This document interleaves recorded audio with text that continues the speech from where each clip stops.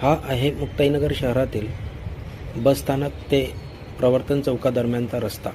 या रस्त्यावर ही परिस्थिती कायम आपल्याला बघायला मिळते।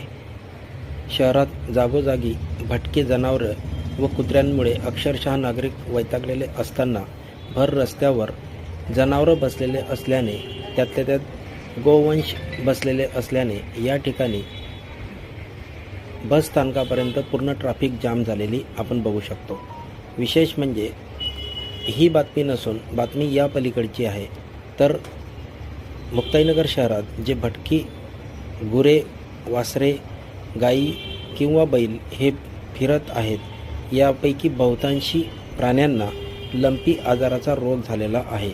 लंपी आजाराचा रोग हा कोरोनाप्रमाणे एक रोग असून जर अशी जनावरे आढळून आली तर त्यांना क्वारंटाईन करणे हे नगरपंचायतचे काम असताना प्रत्यक्षात मात्र हे सर्व जनावरे भर रस्त्यावर भटकत आहेत।